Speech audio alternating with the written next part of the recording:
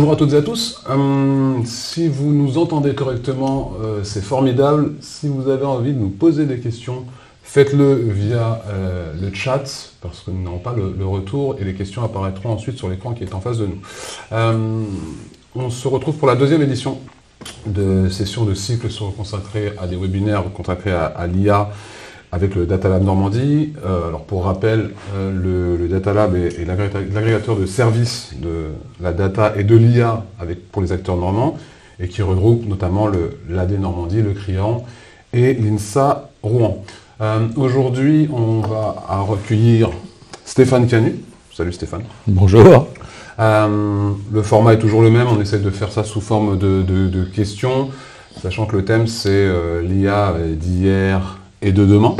Je te présente rapidement, arrête-moi dès que je fais une erreur.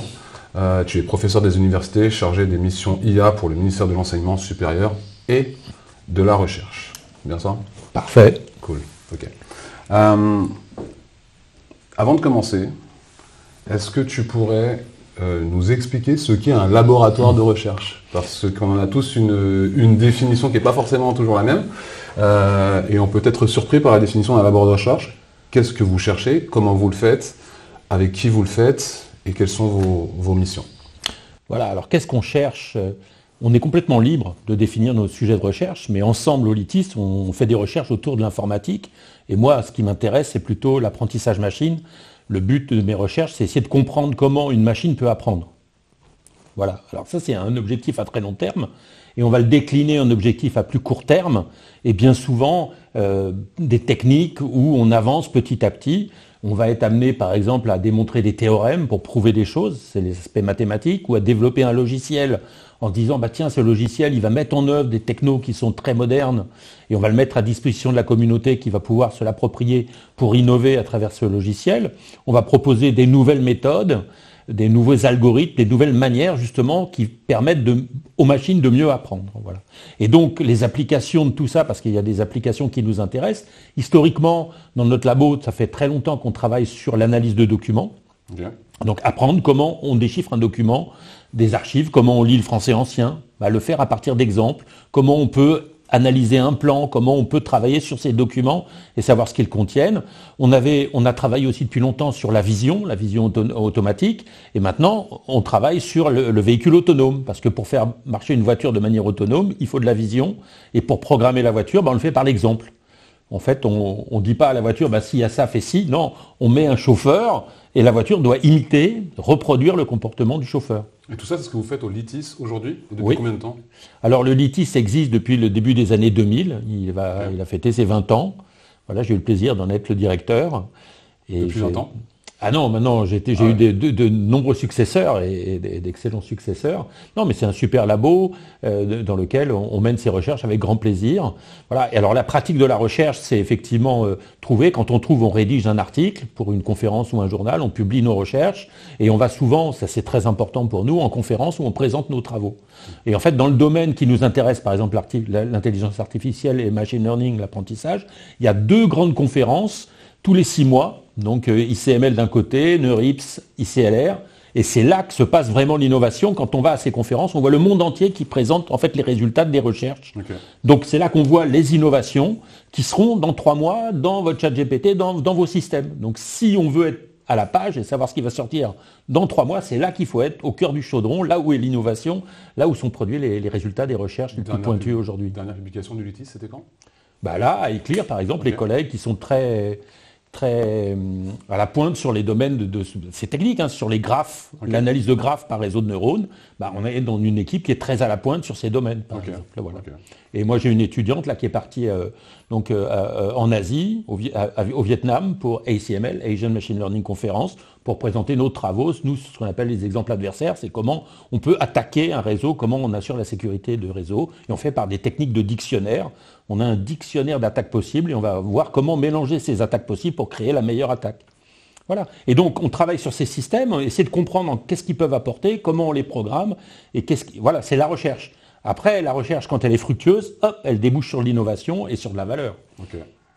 Alors, dans la mesure où mon idée, c'est de parler d'hier à aujourd'hui, est-ce que tu peux nous donner ta définition de ce qu'est l'IA générative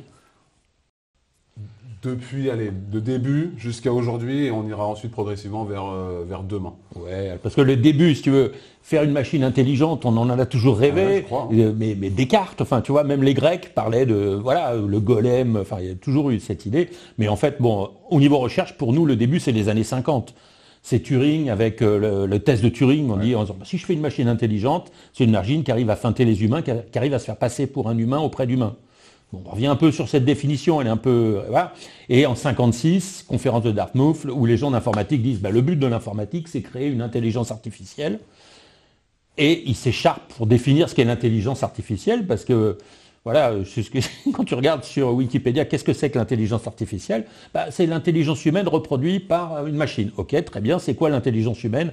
Ouh, là, c'est assez compliqué, hein. Il y a plusieurs machins, enfin, on rentre dans des trucs. En fait, en gros, on ne sait pas trop bien. Donc, finalement, c'est impropre de définir l'intelligence artificielle comme ça. Donc, en fait, c'est faire des systèmes évolués. Il y a plein de techniques qui ont été proposées.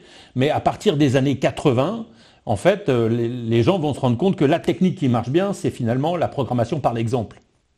Là, il y a des avancées, et donc ce qu'on appelle machine learning, on va programmer des systèmes en leur montrant des exemples de comment faire. Je reprends l'exemple de la conduite. Tu veux programmer une voiture à conduire ? Montre-lui comment le chauffeur pilote la voiture à partir de ce qu'il voit. Avant qu'on en arrive à la voiture, ouais. Quels ont été les premiers éléments marquants où on s'est dit là on a vraiment commencé à avancer? Moi j'ai 2-3 exemples, tu vois, on parle de jeu de Go, on parle de Watson. Ouais, mais je vais reprendre, dans les années 80 on fait machine learning, on a les premiers réseaux de neurones, mais on n'arrive pas à bien les faire marcher.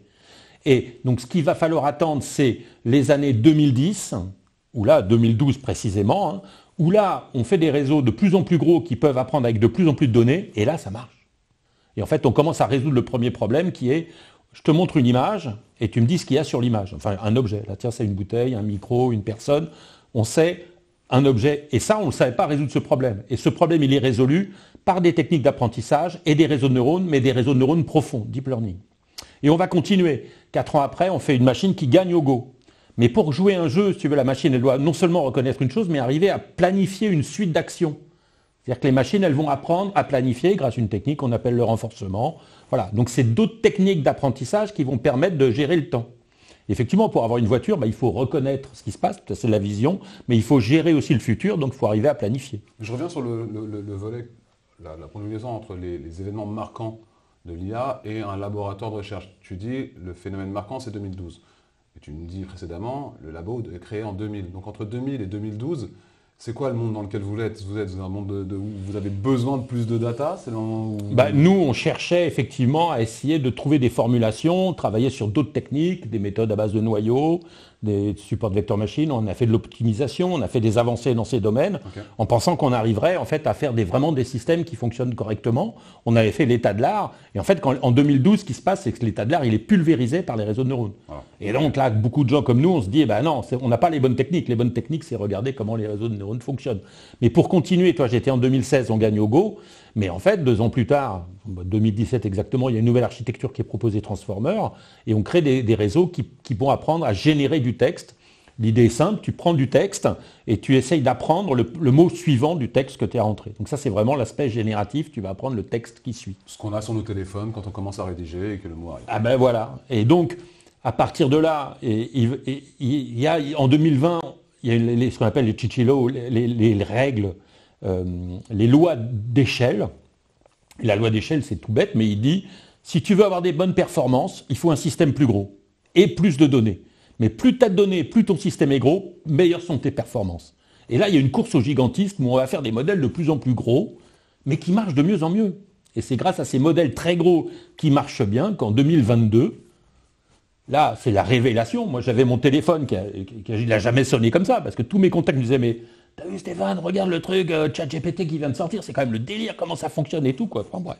Donc au bout de 3-4, je commence à me mettre sur le truc, et moi-même, je me dis, waouh, c'est vraiment l'alu, ça fonctionne vraiment super bien ce truc. Et c'est à ce moment-là que vous êtes devenus des rockstars. C'est-à-dire que là, les chercheurs sur l'IA, ça devient un peu glamour. Alors il a fallu attendre quelques années, mais effectivement, 2 ans plus tard, à Neurips, pour ne pas le nommer la conférence, tu as Zuckerberg qui vient et qui dit à Yann Lequin, qui était un des pères du truc, vas-y, va va travailler pour moi? Il dit non. Et puis, tu peux rappeler qui est Yann Lequin juste pour... Yann Lequin, c'est donc un Français qui a été pionnier des réseaux de neurones, qui a inventé en fait en gros, ou qui a popularisé la backpropagation, donc comment la manière pour apprendre les réseaux dans sa thèse en 85.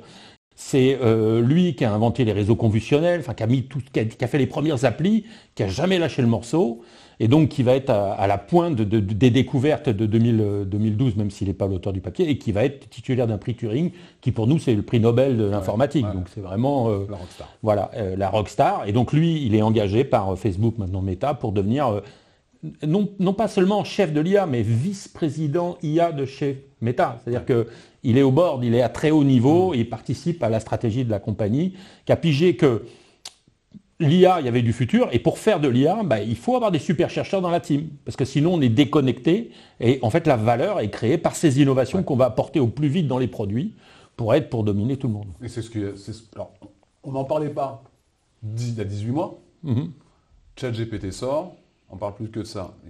C'est qu'ils n'ont pas voulu en parler avant, ils étaient... Alors, il y avait 2 ans, c'est 30 novembre 2022, ouais. Maintenant 2 ans, tu vois. Mais si, on en parlait avant, puisque, par exemple, en France, on a entraîné sur Jean Zay un modèle qui s'appelle Bloom, qui était un modèle, qui était le premier modèle ouvert, open source. Donc, en fait, on s'intéressait à cette technologie. Mais c'est un modèle génératif, donc qui générait du langage. Et en fait, la grande nouveauté de Chat, c'est justement un modèle conversationnel. C'est-à-dire que quand toi, tu poses une question à Chat, en fait, en gros, il met un prompt et il dit, quelqu'un te demande, il rentre ton prompt, et donc toi, tu réponds, 2 points, et là, hop, on continue la phrase, et c'est Chat qui va continuer la phrase en donnant la réponse qui va bien. Et donc, il devient conversationnel, garder une mémoire de tout ça, et pouvoir discuter avec les gens avec la qualité qu'on connaît. C'est à ce moment-là qu'il y a une rupture technologique majeure, ou c'est arrivé, ou c'est en train d'arriver? Alors, je ne pense pas que ça soit la rupture techno. La rupture techno, elle est arrivée quelques années précédemment. Je dirais 2017, les Transformers, et les lois 2020, avec les lois d'échelle, où on fait des modèles de plus en plus gros. Non, ce qui est incroyable, c'est justement l'innovation, l'usage. C'est comme Apple, en fait, la souris, elle était connue depuis longtemps, mais c'est la première fois qu'on la voit dans une machine grand public. Donc ChatGPT, on sentait qu'il y avait des applications possibles, mais leur intelligence a été de mettre à disposition au grand public cet outil conversationnel qui est incroyable. Et toi, ça change dans le labo, ça change quoi dans votre façon de travailler, de chercher, etc., ou de vos retours d'expérience? On est obligé d'en tenir compte déjà, ça fait l'état de l'art, donc on change les domaines dans lesquels on va travailler. On va travailler sur des questions plus fondamentales, plus mathématiques, essayer de comprendre en fait ce qui se passe. On laisse la techno à Google, Meta, parce qu'on ne peut pas faire la compétition avec eux. Mais voilà, il y a des questions de sécurité. Je t'ai dit, on travaillait sur ces aspects-là. Donc on va pouvoir travailler sur les aspects sécurisés, sur les angles morts que les gros techno américains et chinois sur lesquels ils ne travaillent pas, quoi. Ok. Et alors, justement, la notion de transformation de secteur. C'est-à-dire qu'aujourd'hui, on le voit là, dans les applications, que ce soit des étudiants ou dans la com ou que sais-je, mais dans la recherche évidemment. Les bouleversements technologiques que l'on a vus ont des impacts dans quel secteur majoritairement? Et là, dans la recherche, par exemple, dans la recherche, mais pas seulement. Non, mais je vais dire, moi, ce que je vois, le plus grand bouleversement, c'est plus la formation et l'enseignement. Ok, alors ça, il faut que tu peux nous en parler un peu. Oui, parce qu'aujourd'hui, un élève, mais on le voit, nos gamins, mais même mes élèves à l'INSA, école d'ingénieurs, donc des élèves ingénieurs, je leur pose une question, la première chose qu'ils font, ils demandent à Perplexity ou le chat, vas-y, dis-moi quelle est la réponse à ma question. Et hop, ils ont une réponse. Donc maintenant, moi, ce que je dois leur apprendre, c'est comment être critique vis-à-vis de cette réponse, comment distinguer le bon grain de livret et comment construire à partir de cette réponse une discussion avec l'IA pour améliorer la réponse, pour construire quelque chose qui est meilleur. Tu dirais quoi? Tu dirais que c'est un outil que l'on doit utiliser, qu'on devrait utiliser, qu'on doit apprendre à utiliser, parce que tu es sur un laboratoire de recherche, tu es bien placé pour avoir des étudiants qui veulent te raconter un poème et avoir quelque chose qu'ils n'ont pas forcément fait. Mais parfois, c'est dans le bon sens du terme. Parfois, ça peut être un peu facile parce qu'on se rend compte que ça a été généré dans l'intégralité par un outil avec des biais, évidemment. C'est quoi cette approche-là? Parce que c'est important. Tu es professeur, tu es chercheur, donc tu as en permanence et la légitimité de l'usage de l'outil et en permanence des étudiants en face de toi. Tu dirais quoi? Tu dirais qu'il faut apprendre à l'utiliser, qu'il faut l'interdire, qu'il ne faut surtout pas l'interdire? Moi, je l'utilise dans mon enseignement. Et évidemment, c'est un outil que les gens doivent utiliser, puisque dans leur monde professionnel, ils l'auront. Donc nous, c'est apprendre à dompter l'outil et à être meilleur avec l'outil. J'avais lu une statistique marrante qui disait, en fait, les gens qui sont bons dans un métier, avec ChatGPT, ils sont encore meilleurs, parce qu'ils vont pouvoir utiliser l'IA conversationnelle et vraiment, ils savent ce qu'ils ont besoin, ils vont rechercher à être meilleurs. Et les gens qui sont mauvais, ils sont encore plus mauvais. Parce que finalement, ça génère un truc qu'ils y comprennent rien, ils essaient de te le vendre, mais ils comprennent pas ce qui se passe. Et finalement, si tu comprends pas, t'as pas de plus-value, c'est pas bon, quoi. On disait, j'avais vu une blague qui disait, avant on développait le code, ça mettait 2 heures, puis après tu mettais 6 heures à débugger ton code, c'était pénible, quoi. Avec ChatGPT, alors ton code, il est produit en 30 secondes. Mais pour le Puis débugger. après, tu mets 24 heures pour le débugger parce que tu comprends rien. Voilà. Donc, bilan, tu perds ton temps. Voilà. Donc, ça, c'est si tu poses mal la question, si tu connais pas l'IA, si tu penses que c'est un truc magique, il suffit que je lui demande, et puis c'est bon, puis je vais feinter tout le monde. Ben non, c'est toi qui es feinté. À la fin, ton code, il marche ou il marche pas. Faut être un bon professionnel. Et là, c'est un outil génial qui te permet d'aller plus loin. Pour les profs, ça s'applique aussi? Bah ouais, bien sûr. Pour préparer mes cours, j'utilise. Voilà, Donc un mauvais prof qui utilise une IA, il te fait un mauvais cours. Sans doute. Oui. Ah bah oui, je pense. Il n'y a, parce que... pas de mauvais prof, il n'y a que des Non, mauvais élèves. il y a des mauvaises IA. C'est ça, il n'y a pas de mauvais prof, il n'y a que des mauvaises IA. Voilà, Il n'y a pas de mauvais élèves. Voilà, et donc moi je te le dis pour la formation, parce que c'est particulièrement clair et je le vois vraiment. Voilà, mes examens, maintenant, c'est vas-y, j'ai posé telle question à l'IA, elle m'a répondu ça. Qu'est-ce que t'en penses? Voilà, donc il faut trouver les erreurs dans la question, éventuellement, voilà. Puis après, comment vous reformulez les questions ou quelles questions suivantes vous posez à l'IA pour avoir de meilleures réponses. Tu sais que dans les différents échanges qu'on peut avoir aujourd'hui les uns les autres, et notamment avec les professeurs, tu as 2 mondes quand même. Hein. Tu as un monde dans lequel il y a des professeurs qui disent non, jamais, et ça n'est pas envisageable, et un autre monde dont tu fais partie qui tiennent ce propos-là. Tu répondrais quoi à ceux qui ont un propos totalement inverse au tien? Il faut réciter ses gammes, tu vois. Il faut, si tu veux arriver à avoir une analyse critique des sorties de l'IA, il faut que tu aies quand même une bonne maîtrise de ton domaine et que tu en connaisses en fait la structure et que tu saches de quoi il en retourne et que tu comprennes les grands concepts. Et, tu vois, à un moment, il faut mouiller la chemise et travailler. Hein. Donc que tu travailles avec ou sans, non, mais il faut acquérir les connaissances, il faut monter son niveau. Et voilà, et je pense aussi c'est l'éthique de l'ingénieur, l'éthique de l'élève, d'essayer de devenir professionnel, c'est avoir un certain niveau, essayer de fournir au client le meilleur niveau possible, et donc pour ça avoir les meilleurs outils qui t'aident à monter, quoi. Alors là, tu m'amènes directement à ma question suivante, parce que tu parles d'éthique. Qu'est-ce que tu mettrais dans les plus grandes réticences? Tu es un peu fort, mais des résistances ou des obstacles éthiques qui seraient associés à cette notion de l'IA? Alors, donc il y a des vraies questions éthiques qui se posent, voilà. Mais l'éthique, c'est marrant. Moi, j'ai discuté éthique avec des Chinois qui parlent éthique, mais c'est pas du tout la même éthique que nous. Okay, d'accord. Voilà, pour un Chinois, l'éthique, c'est l'éthique du groupe, l'éthique de la société. Voilà, nous, on est plus sur des éthiques personnelles. Il peut y avoir d'autres éthiques, des éthiques religieuses. Donc, en fait, qu'est-ce qu'on entend par éthique? C'est compliqué. Ouais. Voilà. Mais il n'en reste pas moins qu'il faut être très vigilant. Enfin, donc, c'est vrai qu'utiliser des IA, comme on le voit malheureusement dans des conflits, et avoir des systèmes pratiquement autonomes qui prennent des décisions, donc qui vont avoir la responsabilité. Voilà, c'est des choses, je pense, qui sont des vrais problèmes. Et donc, il y a des vraies questions d'éthique. Mais tu vois, sur ces questions d'éthique, c'est des questions de l'usage. C'est quel usage tu fais de l'outil. Et ça me rappelle toutes les discussions d'éthique qu'il y a eu autour du nucléaire. Voilà, et l'arrivée de tout outil, toute génération, enfin, créer... Quand l'imprimerie est arrivée, les gens ont dit c'est fou, on ne va plus avoir de mémoire, maintenant que les choses sont... Enfin, voilà, toute innovation technique est porteuse de progrès, mais aussi de menaces et de régression. À nous d'en faire un outil pour le bien commun, essayer de progresser grâce à ces outils, avoir accédé à plus de connaissances et nous libérer de tâches fastidieuses pour nous concentrer sur les vraies tâches qui créent de la valeur et qui nous rendent plus heureux globalement, quoi. Mais tu vois, alors, pour rebondir sur ce point-là, quand tu parlais d'éthique relative selon l'endroit où on vit dans le monde, les outils aussi, c'est-à-dire qu'on a aussi maintenant des outils, on en parlait tout à l'heure, on a des outils d'IA qui peuvent détourner un CAPTCHA, on a des outils d'IA qui, et on ne parle pas d'une IA dans un pays en guerre, on parle des IA qu'on a tous les jours en usage, qui peuvent mentir.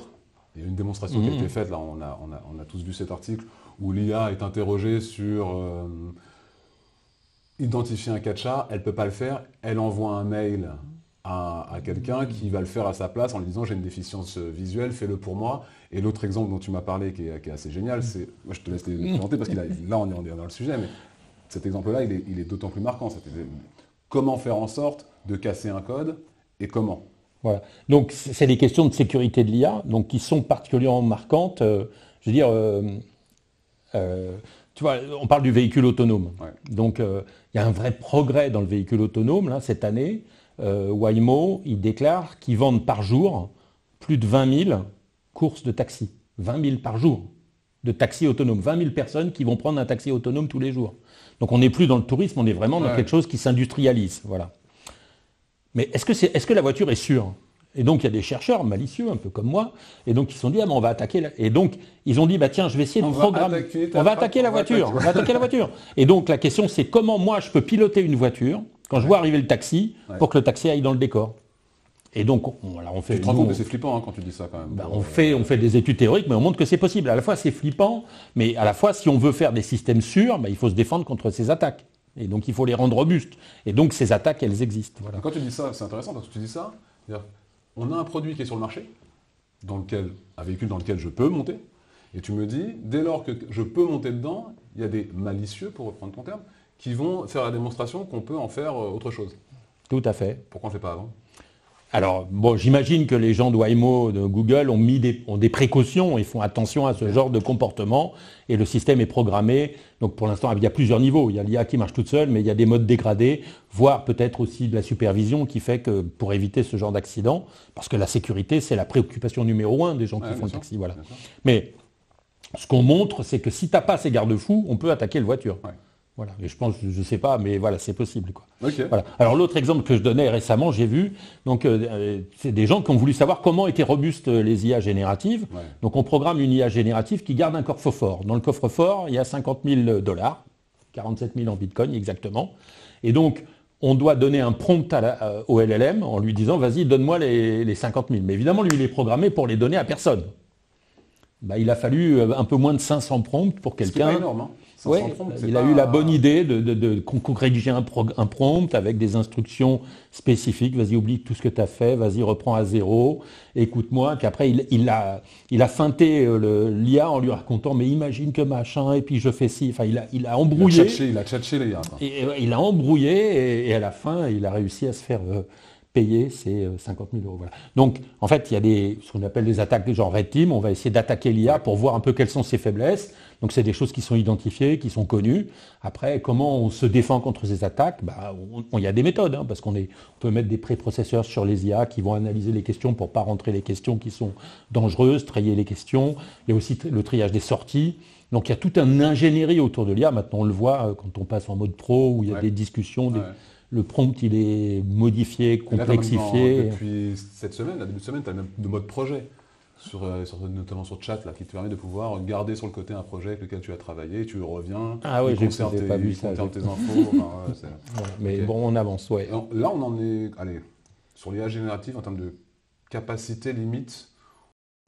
Dans ce que tu vois, toi, c'est quoi? C'est un schéma dans lequel on se dit, allez, dans 6 mois, on en sera là, dans 1 an et demi, on en sera là. La projection, c'est quoi? Alors, non, je ne sais pas où sont les progrès. Moi, ce que je vois comme progrès aujourd'hui, c'est donc ces lois de montée d'échelle. J'ai dit plus gros et plus gros. Moi, à un moment, tu arrives à des choses qui sont un peu délirantes. On parlait de milliers de milliards de paramètres.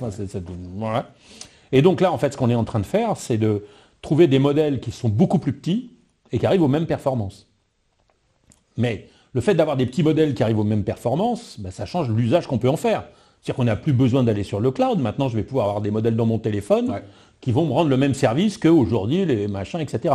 Ça veut dire au niveau consommation énergétique, une grande diminution. Parce qu'effectivement, quand on va sur le cloud, qu'on fait tourner des GPU avec des énormes modèles, ça consomme énormément. Mais si j'ai même un petit modèle sur mon téléphone qui me rend le même service, je consomme beaucoup moins. Alors ça, c'est super intéressant parce qu'on est actuellement dans ce schéma-là. C'est-à-dire qu'on est en train de réouvrir des espaces consommant de l'énergie pour réfrigérer ce que l'on fait, parce qu'on consomme beaucoup.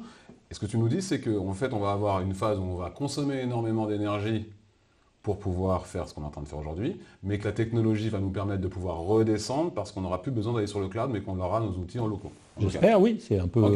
Ça, c'est pas intéressant, parce que là, la peur qu'on a en ce moment, c'est ça. La peur écologique avec l'IA, c'est de dire, Quand Microsoft disait il y a 5 ans, on sera neutral carbone dans 3 ans, bon, c'était très ambitieux. Mais la techno nous permettra de redescendre. Voilà. Et puis, donc, je vois les centres de calcul ici en Normandie qui sont éco-responsables. Où moi, je suis Jean Zay, qui est un super ordinateur pour la recherche en France. Cocorico, c'est une super machine. Donc, elle chauffe son environnement. Donc, en fait, la chaleur produite est récupérée. Voilà, j'étais en Allemagne, on m'expliquait pareil, un ordinateur, même l'été, il récupère la chaleur pour chauffer la piscine du coin. Enfin, voilà, donc on a des idées pour essayer d'améliorer en fait les capacités énergétiques et le rendement de ces machines pour pas qu'elles soient des gouffres environnementaux, parce que sinon, si on n'est pas sur quelque chose de raisonnable et de tenable, on va dans le mur. Donc il faut que cette IA elle soit responsable aussi énergétiquement et qu'elle soit. On y revient toujours responsable. Oui, c'est fondamental. Ouais. Une question de Stéphanie qui nous dit est-ce que la mise en place d'une IA générative dans une entreprise démultiplie les risques cyber? Ça dépend comment on le fait. Je dirais, voilà. Ça dépend comment on le fait. Alors si on le fait mal, c'est quoi le risque? Oui, voilà. Mais ça dépend déjà qui va avoir accès à l'IA. Donc il faut bien sécuriser les accès. Après, quand on est en interne, je dirais avec, par exemple sur Mistral, on utilise le chat, on est français sur un cloud français, on est en local. Donc déjà, on n'est pas subi aux lois d'extraterritorialité. On peut faire ça même.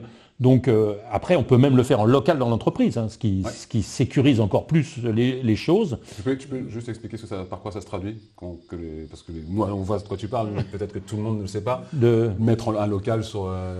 je mets mon IA en local dans mon entreprise, ça se traduit. Alors, je vais m'acheter des ordinateurs que je vais mettre dans une pièce sécurisée, climatisée, tout va bien, avec des ingénieurs.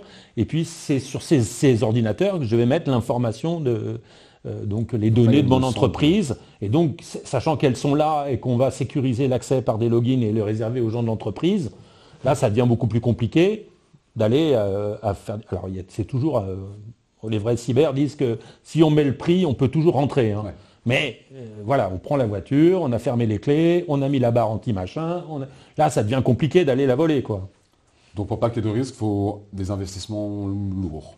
Pas forcément, parce que... je regarde les prix aussi de déporter l'informatique. Enfin, ça se calcule, ça se calcule. Je ne suis pas économiste ni industriel, mais voilà. Et puis, je dirais, aller jusqu'au bout aussi, c'est déployer l'IA sur sa propre machine. Moi, je l'utilise donc pour des choses je travaille pour le ministère, donc de temps en temps, j'ai des choses confidentielles. Donc, mais je les fais avec l'IA. Mais en fait, l'IA est sur ma machine, sur mon Mac. J'ai téléchargé LM Studio, Anything LM. Et je peux faire de la discussion avec des modèles que je maintiens au top niveau. Dernièrement, j'avais un petit Mistral qui était très bien. Et donc, je peux faire du RAG aussi tranquillement sur ma machine. C'est-à-dire que je vais pouvoir interroger des documents ou synthétiser des documents ou faire des choses à partir de documents dont j'ai besoin de faire l'analyse. Ça ne quitte jamais ton ordinateur. Je travaille, je ferme mon réseau, je suis en local et j'ai le service qui est rendu. Donc là encore, tu vois, au niveau énergétique, je suis cool. Tu es neutral. Peut-être pas, mais ça coûte beaucoup moins cher même que de faire une requête Google. Alors que je fais de l'IA en local. Et je suis complètement sécurisé, puisque là, les données, rien ne sort de ma machine. Alors un méchant hacker pourrait toujours me feinter. Oui, qui ne perd pas ton ordi. Justement, sur ces points de capacité qu'on a, tu évoquais tout à l'heure ce que les entreprises font, ce que les territoires font. En Normandie, on en est où? On fait quoi? Qu'est-ce qu'il y aura demain? C'est quoi nos... Moi, je pense qu'en Normandie, on a tous les atouts pour faire des trucs géniaux. On a la formation et la recherche, on est topissime, on a les entreprises qui sont au top, qui savent de quoi qu'elles ont besoin, on a un patrimoine culturel, des données, on a une région super dynamique, on est au Data Lab, c'est vraiment des endroits. Et donc, moi, ce que je voudrais, c'est que tout se mette ensemble pour créer une IA normande, tu vois, qu'on ait un vrai modèle entraîné, normand, sécurisé, qui tourne sur un cloud normand, on a le client, on a des data centers normands qui peuvent très bien héberger ce genre de structure. On utilise les données de nos musées, les données de nos archives, les données de nos entreprises pour valoriser le patrimoine normand. Et on développe grâce aux entreprises et aux labos de recherche qui vont garantir qu'on sera vraiment à l'état de l'art sur les modèles utilisés et les technos, un outil qui va permettre à tout le monde de savoir ce qui se passe en Normandie, à tous nos élèves, les lycéens, les collégiens, de pouvoir interroger la Normandie comme entité, mais où aller, quels sont les avantages économiques, comment on voit la Normandie, et on pourrait discuter avec un véritable IA normande. Et quand je dis discuter, parce que maintenant, une des frontières, c'est pouvoir parler à ces IA, parce qu'aujourd'hui on écrit, mais on sait qu'aujourd'hui les technos, on va pouvoir commencer à parler, on l'a vu dans le médecine avec Nabla, où on suit ce qui se passe avec QTI.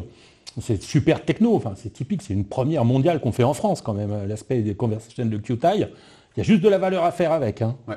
Mais si la valeur n'est pas aux États-Unis, on sera feinté une fois de plus. Mais bon. Et donc, en normand, moi je veux une IA, on peut lui parler cauchois, on peut lui parler des patois de la Manche. Enfin, on doit pouvoir discuter dans nos langages normands avec cette IA qui doit nous comprendre. C'est un vœu pieux ou c'est techniquement possible? Et si c'est possible, ce serait possible sous quelles conditions et quand? Alors, parce que là, je sens ta passion. Pour moi, je la partage à 200%, donc on sait tous les deux. Mais... Non, c'est tout à fait possible. Je pense que c'est possible de réaliser. Donc après, je ne suis pas un industriel, donc la mise en œuvre de tout ça, il faut réfléchir, se mettre autour de la table, mais je sais qu'on a le potentiel de réaliser une chose pareille, qui serait vraiment une super vitrine. En fait, avoir une première IA régionale, j'en connais pas aujourd'hui. Hein. J'en connais pas non plus. Soyons les premiers. Ok, très bien, on prend date. Toi, en tant que chercheur, sur les notions d'innovation, que ce soit dans l'IA générative ou dans l'IA de manière générale, parce qu'on parle beaucoup d'IA générative, mais ça n'est qu'un pan de l'intelligence artificielle. Tu vois quoi comme évolution? Les court terme est un terme un peu difficile, parce qu'il ne se passe pas une semaine sans qu'on ait quelque chose qui arrive. Donc disons moyen terme. Okay. Qu'est-ce que tu vois arriver, toi, dans tes recherches? Qu'est-ce que comme tu disais tout à l'heure, tu voyages quand même pas mal. Tu travailles pour un ministère. Qu'est-ce que tu vois arriver? Qu'est-ce que tu vois poindre? Et hormis, je l'entends, notre IA normande, voilà, c'est quoi le next step? Alors, donc des modèles de plus en plus petits, je l'ai dit. Okay. Donc l'IA générative reste quand même, cette capacité à discuter, c'est quand même formidable. Et donc on va aller de plus en plus loin dans ces IA génératives. On a la voix, donc on va pouvoir discuter avec elle par la voix. Donc c'est quand même un problème assez intéressant à résoudre. Et puis, elles vont aller au-delà du texte, elles vont commencer à générer des actions. Donc des actions, elles vont être capables de planifier des actions. On l'a vu un peu pour le véhicule, j'y reviendrai, mais aussi pour programmer et aller jusqu'au robot. Mais en fait, la voiture, c'est le plus simple des robots en quelque sorte, quoi. Et donc je t'ai dit, tu vois, là, on est en train de passer à l'échelle, parce que Waymo, ils sont, je redis, plus de 20 000 voyages quotidiens par véhicule autonome. C'est-à-dire qu'on n'est plus dans le bricolage, mais on est dans la pré-industrialisation de masse de ce genre de service. Hein. Donc, alors ce qui est marrant, c'est que les gens de Google, Waymo, en fait, ils se sont dit, la voiture c'est bien, mais on voudrait qu'elle soit encore plus sûre. Et en fait, il y a quand même des situations qu'on ne voit pas. Mais si on mettait un Gemini dans la voiture pour justement analyser toutes les données visuelles et prendre en compte justement toutes ces données rares qu'on ne sait pas, parce qu'en fait, on aura entraîné un Gemini qui connaît mieux tout l'environnement. Et donc, ils ont une recherche aujourd'hui qui consiste à intégrer Gemini dans le mode de pilotage de la voiture pour la rendre plus sûre. Attention, c'est de la recherche. Ouais. Je ne sais pas si ça va déboucher, mais tu vois la vision. La vision, c'est d'utiliser les meilleurs modèles pour rendre le meilleur service dans la voiture. Et en fait, la voiture, c'est un robot simple. Tu peux avoir des robots plus complexes aujourd'hui. Et donc, je regardais une démo d'un collègue allemand. Donc, il a un petit bras de robot, comme ça, qui vaut 120 €. Il a son laptop. Il utilise la caméra de laptop. Okay. Et puis, le micro du laptop. Et il dit au robot, alors il a la table, il y a une éponge et puis une tâche. Le robot, il ne sait rien. Mais il dit, vas-y, nettoie la tâche, robot. Donc le robot écoute, traduit la phrase en un ensemble d'actions qui coordonnent avec ce qu'il voit. Il voit qu'une tâche, il voit qu'une éponge. Et le robot va prendre l'éponge et essuyer la tâche avec l'éponge. Voilà. Donc en fait, c'est l'intégration de systèmes genre ChatGPT, le chat, voilà, pour parler des choses de Mistral, dans de la robotique à laquelle on va pouvoir s'adresser. Donc à travers la voix. Donc le couplage de la voix, des LLM dans la robotique, là, si on arrive à faire ça, ça va changer brutalement en fait l'usage et l'accompagnement qu'on peut avoir des robots. Parce qu'aujourd'hui, quand tu fais un robot, si tu vois, comme tu programmes, tu lui dis bouge, tu es obligé d'avoir des articulations qui sont de la mécanique de précision, qui coûtent horriblement cher. Là, je t'ai dit, c'est un robot, mais en fait, il est programmé par la vision. En fonction de ce qu'il voit, il va pouvoir piloter son bras. Donc en fait, il a un bras tout mignon à 120 €, mais il fait le boulot. Donc ça veut dire qu'en fait, l'IA viendrait au secours, entre guillemets, d'outils d'industriels qui ne sont pas forcément des machines de guerre en tant que telles, mais qui pourrait ne pas être bouleversé technologiquement parlant, parce que le cerveau deviendrait puissant. Ben oui, exactement. C'est ce qu'on. Alors voilà, mais donc ça, c'est moi ce que j'appelle un programme de recherche. Voilà, parce que là, c'est clairement ce dont on parle. Voilà. Que là, tu t'adresses notamment à des industriels, en leur disant, on ne vous demande pas de faire un contrôle ALSUB sur toutes vos machines, mais c'est de changer le cerveau et d'upgrader les cerveaux pour ensuite que vos outils soient... oui. Okay. Et enfin bon, donc nous on discute avec un industriel, je ne vais pas le nommer, mais qui fait du verre en région et qui nous dit ah bah ouais, ça c'est intéressant, on pourrait regarder comment on pourrait améliorer la fiabilité et détecter des défauts sur le verre. Ah bah je dis oui, c'est intéressant. Et donc ensemble on monte un projet de recherche et on va avoir ce qu'on appelle une thèse CIFRE. On va engager un étudiant qui va travailler pendant 3 ans, qui va faire de la recherche pour résoudre leurs problèmes, se mettant au meilleur niveau de la recherche pour vraiment résoudre ce problème, parce que le problème est spécifique. On ne va pas le résoudre en utilisant un outil comme ça. Il faut quand même se casser la tête et aller rechercher les briques, résoudre les problèmes, adapter à son problème propre. Voilà. Et au bout de 3 ans, ils auront un mec qui a fait 3 ans de recherche, qui est au meilleur niveau international, qui pourront ou pas embaucher et donc acquérir des compétences en IA top level dans l'entreprise. Ça se fait, ça? Tu peux nous en parler un peu? Parce que c'est un dispositif qui n'est pas inintéressant, parce que ça veut dire que l'entreprise dont tu parles et qu'on connaît, qui est en région, qui travaille sur le verre, ça pourrait être un modèle sur d'autres entreprises. Donc on est un industriel ou que sais-je. Ça marche comment? Je fais quoi? Je parle à qui? Je prends quel dispositif? Voilà. Donc une entreprise a un problème, elle vient discuter avec un labo de recherche, typiquement le LITIS ou le GREC donc à Caen. Et puis ensemble, on dit, ah bah tiens, oui, ce problème, ce qu'on voudrait, c'est, nous, entreprise, monter en compétence sur ces technologies et résoudre notre problème. Donc on va embaucher quelqu'un pendant 3 ans qui va faire une thèse, encadrée par le laboratoire. Donc il y a une convention entre l'entreprise et le laboratoire, convention avec financement, etc. Mais comme c'est une convention dans le cadre CIFRE, l'État va financer en fait l'entreprise et tout ce qu'elle pourra faire, évidemment, c'est de l'impôt, crédit impôt recherche. Donc voilà, bien géré. Tout ça, c'est très très bon pour l'entreprise. Ok, et ça, ce sont des dispositifs qui sont mis en place régulièrement, que tu vois de plus en plus, alors, qu'on a l'habitude de faire, mais...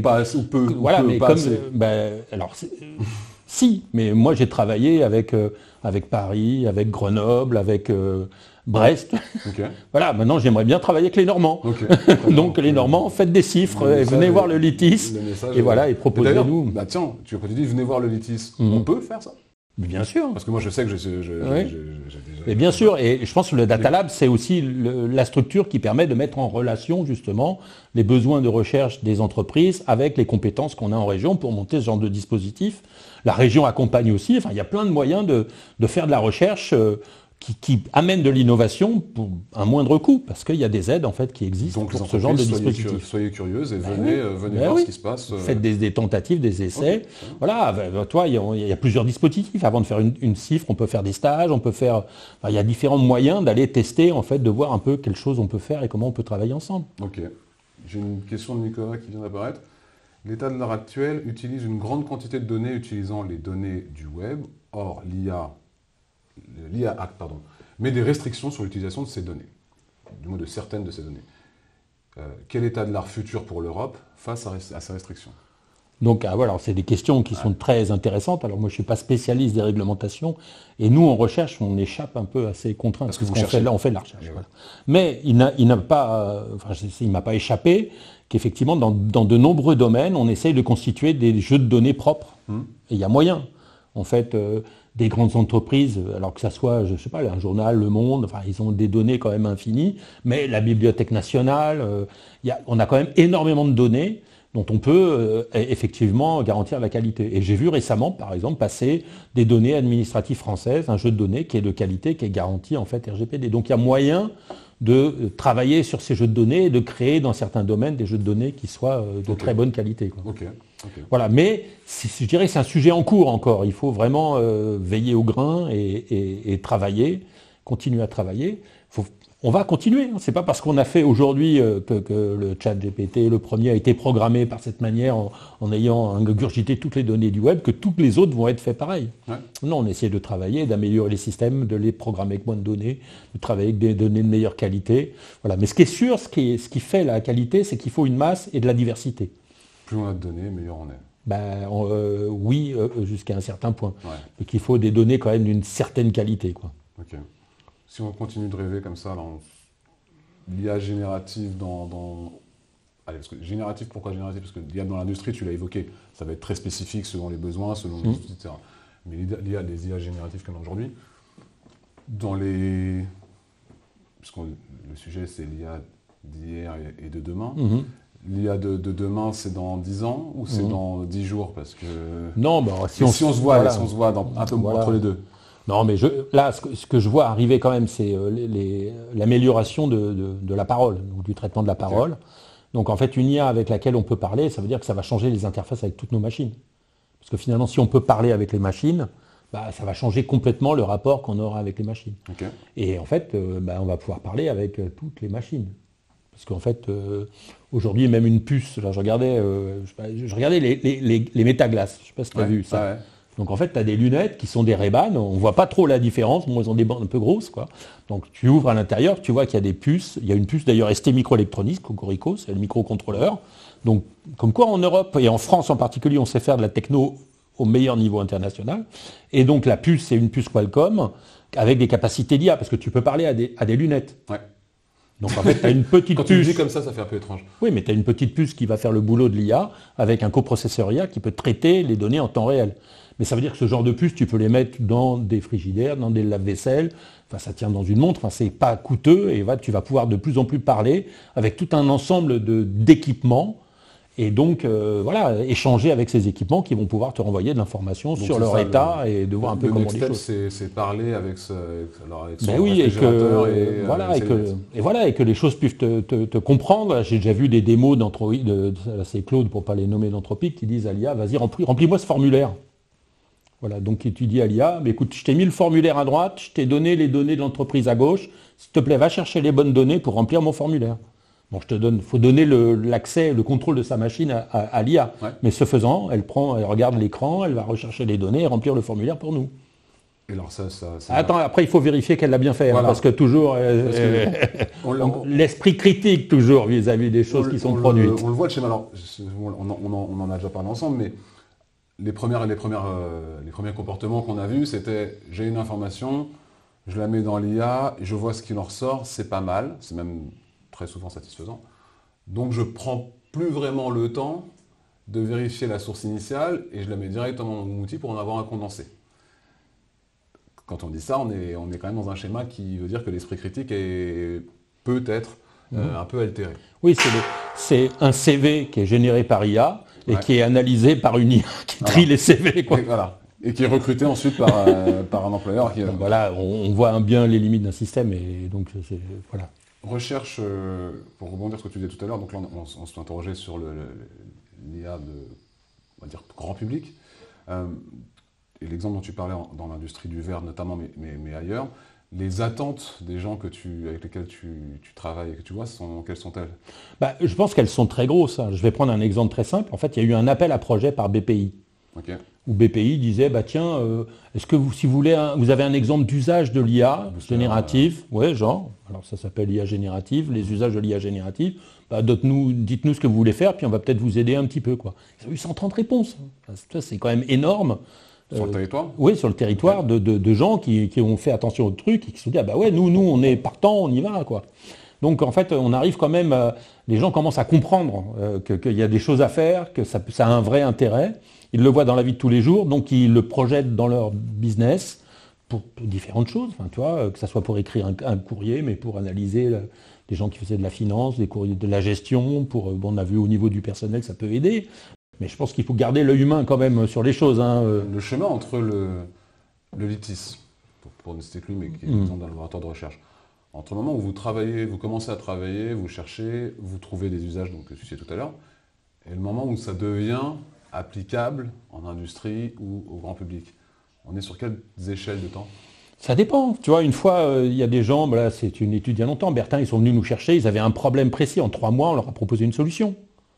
Voilà. Donc ce que tu dis, c'est qu'aujourd'hui, un industriel peut se retourner ou s'adresser à un laboratoire de recherche. Pourvu qu'il ait une question de recherche qui soit intéressante. Hein, voilà. Et travailler là-dessus et avoir des retours. Voilà. Okay. Alors après, nous, on ne fait pas l'industrialisation, on fait des preuves de concept, on résout des problèmes où il y a des verrous technologiques. Ils disent, putain, mais là, il y a un verrou. Nous, on sait résoudre des verrous, quoi. Mais après, la mise en œuvre de tout ça, et des fois, l'industrialisation, c'est très important. Hein. ne serait-ce que dans ces systèmes, par exemple, tu vois, dans la contractualisation, par exemple. Souvent, on contractualise en disant, bah tiens, tu me fais ci, tu me fais ça, puis c'est fini. Bah là non, on doit co-construire avec son fournisseur. Parce que, en fait, quand je vais avoir une IA, bah, je vais l'interroger, donc je vais générer de nouvelles données. Bah, ces données, il faut absolument les utiliser pour améliorer la prochaine version de l'IA. Sinon, on n'est pas bon. Donc en fait, on est dans un cycle de collaboration où on co-construit ensemble et c'est ensemble qu'on arrivera vraiment à faire des produits dont la qualité s'améliorera en permanence. Et c'est ce qu'on veut à la fin. Peut-être on peut commencer par un système qui n'est pas génial, mais plus il sera utilisé, plus il va être utilisé, plus on aura d'exemples, et plus on aura d'exemples, meilleur sera le système parce qu'on va l'améliorer. Alors tu évoquais ce que tu disais tout à l'heure avec le Data Hub et notamment l'AD Normandie, qui a pour rôle justement de faire ce pont entre la région et les entreprises. Et si on prend ça à une échelle un peu plus haute, c'est-à-dire tu travailles pour un ministère, un industriel ou une entreprise, pas forcément un industriel, quelle qu'elle soit, elle peut s'adresser à des organismes d'État pour faire ce qu'elle pourrait faire avec un laboratoire de recherche, pour les interroger, pour avoir des retours, c'est quoi le cheminement le plus pertinent pour aller chercher ces éléments de réponse-là? C'est aller voir son labo de recherche le plus proche? Non, oui, c'est plutôt aller voir le labo de recherche le plus proche. C'est entre les gens, et puis là, il faut vraiment discuter du fin fond de l'affaire, des questions scientifiques, etc. Donc il le structure, il le présente, voilà, mais souvent il y a un problème, et en fait, on co-construit ensuite, ensemble, la problématique, et on aborde les solutions possibles. Et c'est ce que fait le Data Lab avec le schéma qu'on évoquait tout à l'heure. C'est ce qu'on essaye de faire, oui, c'est bien. C'est comme ça que ça doit marcher. Voilà. Ok.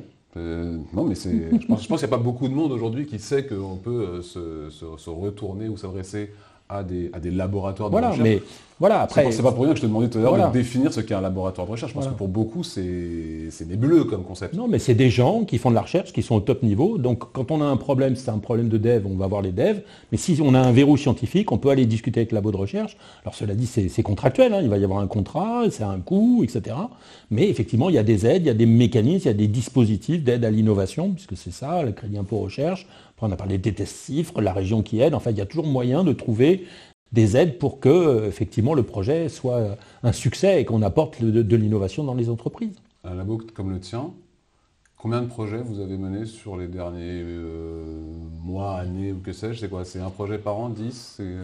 Oui, enfin, je ne sais pas. Ouais, chaque collègue a facilement 1 ou 2 projets par an, puisqu'en fait, on fait beaucoup de travaux collaboratifs. Donc, les collègues là, qui travaillent sur soit des techniques et fonctions de croyance, soit le diagnostic ou la polarimétrie, par exemple. Ils ont des équipes en fait nationales voire internationales avec qui ils collaborent pour se maintenir en fait à un super bon niveau, quoi. Ok.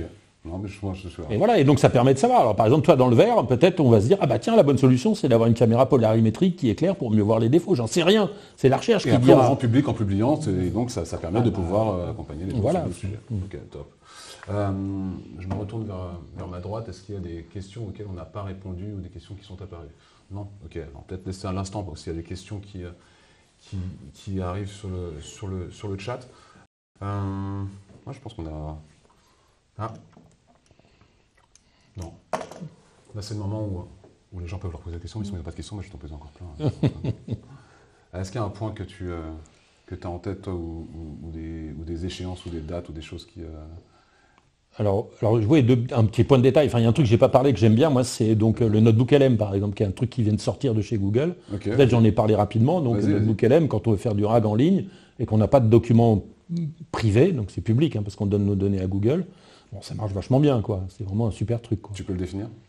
C'est en fait un système, donc un agent conversationnel, donc comme un chat, mais en fait tu vas pouvoir lui mettre plein de documents. Et donc tu vas pouvoir interroger directement ces documents. Tu crées ta base de connaissances. Voilà, tu crées ta base de connaissances. Donc tu dis, ah bah tiens, quel article de loi fait référence à tel truc, donc il donne. Alors après, il faut vérifier que c'est bien, etc. Mais voilà, on peut avoir discuté dans les références, dans quelle partie du document il parle de l'IA générative. Et il va me dire, ah bah tiens, l'IA générative, il y a page 35, page 228 et page 632. C'est là où il en parle. Voilà. Toi, t'en fais usage pour tes recherches, à titre perso, ou... Alors sur certaines données, tu peux pas le faire. Moins pour ma recherche, parce que j'ai un axe de recherche qui est plus... encore que pour des détails mathématiques, des fois je l'utilise pour avoir des idées, mais si tu veux, le principe de ces systèmes, c'est de répondre en moyenne ce que répondraient les moyens des experts qui travaillent sur le domaine. Donc c'est de la réponse en moyenne. C'est le nuage de points central. Voilà. Okay. En recherche, c'est pas celui-là qu'on cherche. On cherche à à innover, quoi. Ouais. Et donc il y avait un copain, il m'a dit, attends, il y a un super système qui génère automatiquement des articles scientifiques. Tu lui dis, tiens, écris-moi un article sur tel et tel sujet.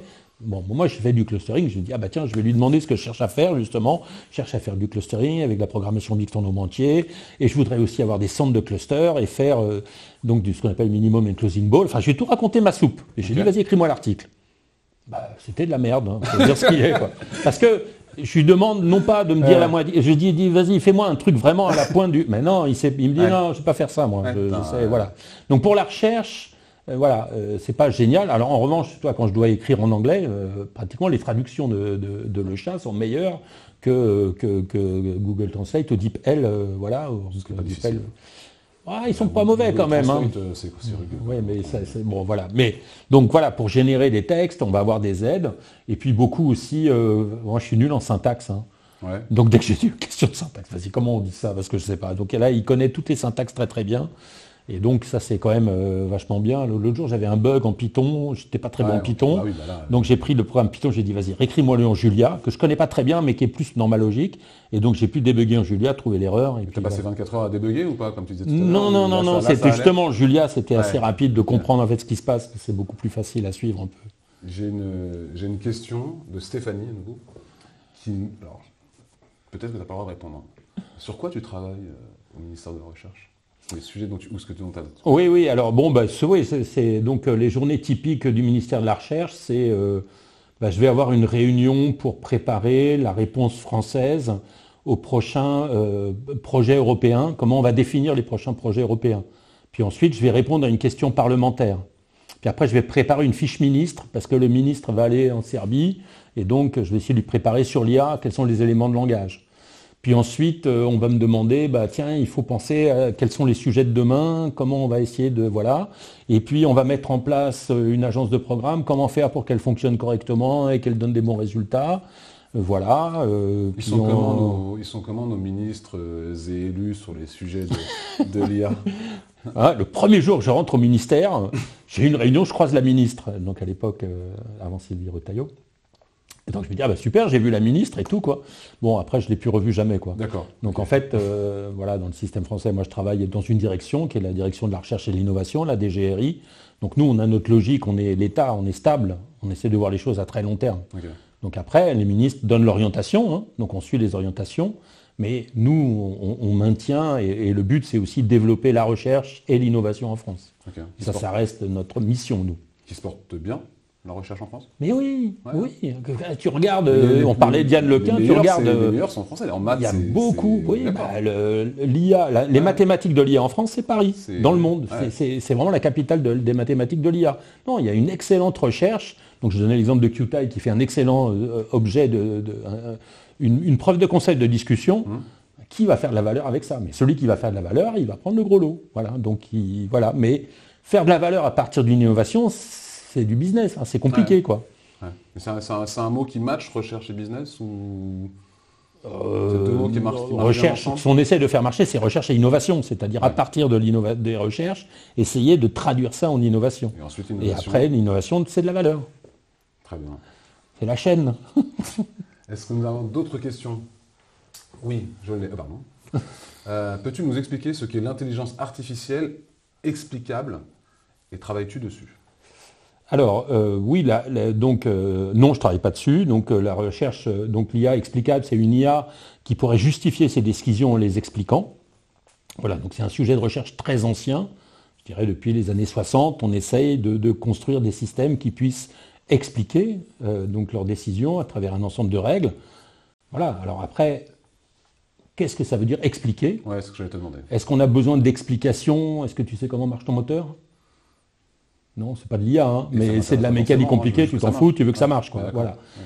Donc, voilà, et ce que je dirais, aujourd'hui, ce qui est génial, c'est avec l'IA générative, tu lui dis, tiens, réponds-moi à la question, explique-moi comment tu arrives Justifie ton choix. Et justifie ton choix. Donc en fait, l'IA générative va aussi peut appliquer des justifications qui vont expliquer le raisonnement dans lequel il va apporter. Ça c'est génial. Moi je fais des maths un peu, donc tu lui demandes, vas-y, fais-moi ça, puis explique-moi ton raisonnement. Ouais. Et puis là, on voit tout de suite les fautes de raisonnement qui apparaissent très clairement dans la justification. On voit aussi dans certains modèles, lorsque tu lui dis justifie ton raisonnement, ou alors prends le temps avant de me répondre. Et tu vois, cette notion de prends le temps est intéressante parce que quand tu fais le test, alors nous ça nous paraît 1 seconde pour répondre, mais quand tu lui demandes 2 secondes de réponse, en fait c'est pas 1 seconde de plus, c'est 100% de temps en plus, ce qui fait que pour un moteur c'est pas neutre.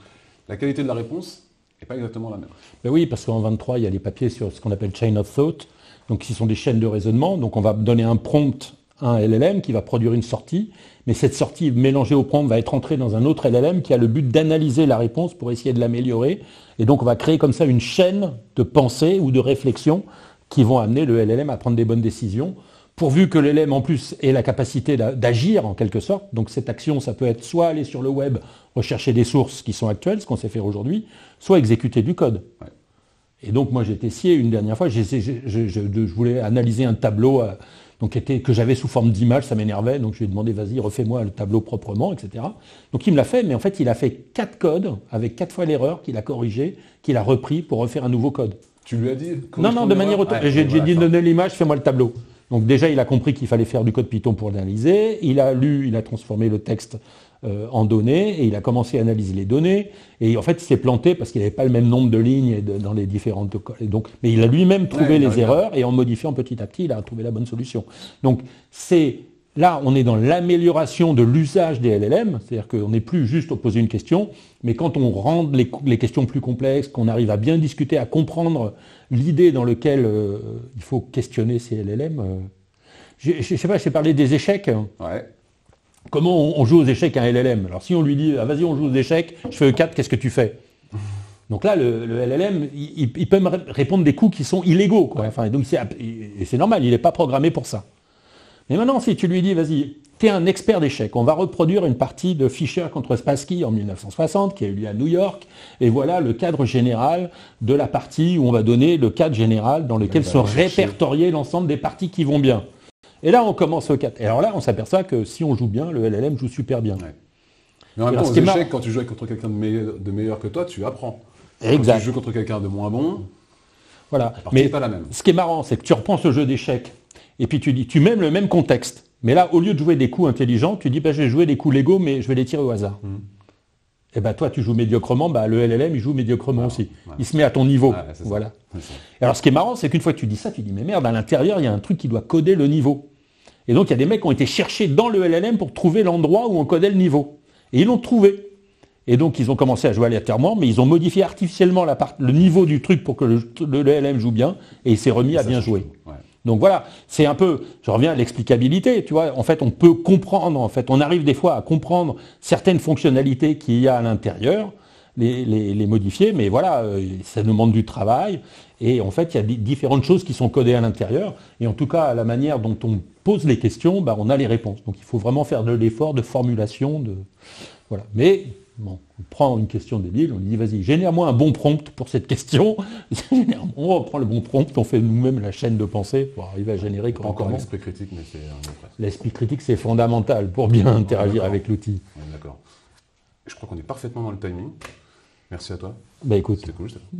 Merci. Plaisir. On se retrouve le 21 janvier pour le prochain webinaire qui sera dédié là à la cybersécurité.